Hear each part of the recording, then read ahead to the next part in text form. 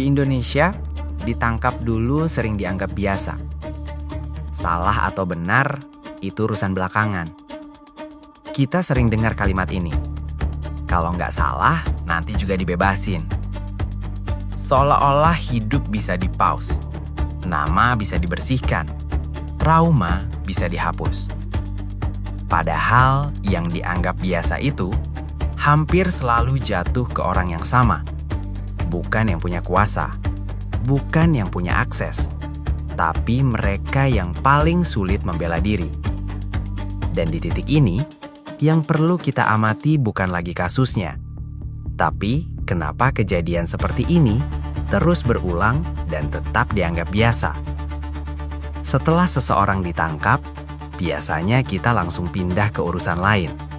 Berita baru, kasus baru, topik baru.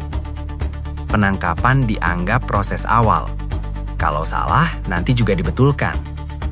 Seolah-olah semua bisa dikembalikan ke titik nol. Padahal, buat orang yang ditangkap, hidup nggak pernah benar-benar berhenti. Ia terus jalan, tapi dalam kondisi yang sudah berubah.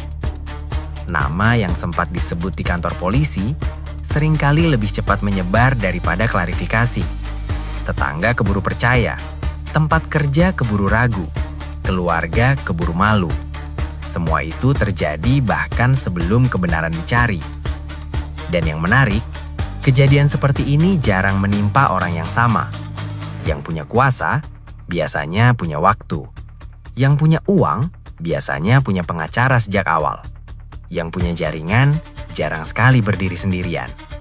Sementara ada kelompok lain yang dari awal sudah sendirian. Mereka yang nggak paham prosedur, nggak tahu harus bicara apa, nggak tahu harus menghubungi siapa. Di situ, salah tangkap bukan lagi soal keliru atau tidak, tapi soal siapa yang paling mudah dijadikan jawaban cepat. Dalam sistem yang dikejar target, kepastian sering terasa lebih penting daripada kebenaran. Dan orang yang paling mudah dipastikan adalah mereka yang paling sulit membela diri. Ketika akhirnya kesalahan diakui, biasanya ada satu kalimat penutup. Kami mohon maaf. Kalimat itu dianggap cukup. Kasus dianggap selesai. Institusi dianggap sudah bertanggung jawab. Tapi hidup korban tidak ikut selesai. Trauma tidak otomatis hilang. Stigma tidak ikut dicabut. Waktu yang terbuang tidak pernah kembali. Semua dampak itu pelan-pelan dipindahkan menjadi urusan pribadi korban. Dan di titik inilah, kita mulai melihat polanya. Kesalahan sistem bisa diperbaiki, tapi bebannya tetap ditanggung orang yang sama. Karena sejak awal, yang dikorbankan adalah mereka yang dianggap bisa mengerti, yang dianggap kuat, yang dianggap harus sabar, yang dianggap biasa. Salah tangkap lalu disebut kekeliruan, bukan kegagalan, bukan masalah besar. Karena yang dirugikan bukan mereka yang bersuara paling keras, melainkan mereka yang sejak awal tidak punya suara. Di banyak kasus salah tangkap, yang sering kita sorot adalah kesalahannya. Padahal yang jarang kita perhatikan adalah apa yang tertinggal setelahnya.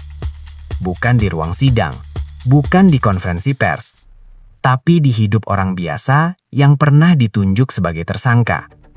Di cara mereka dipandang, di cara mereka dipercaya, di cara mereka menjalani hari setelah semuanya disebut selesai.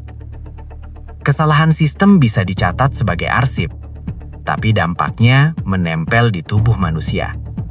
Dan anehnya, semua itu sering dianggap risiko yang wajar. Seolah-olah ada kelompok orang yang memang dari awal siap menanggung kesalahan yang bukan mereka buat. Bukan karena mereka salah, tapi karena mereka mudah disalahkan. Di titik ini, kita tidak sedang bicara tentang hukum saja. Kita sedang mengamati siapa yang selalu diminta paling dewasa saat sistem keliru.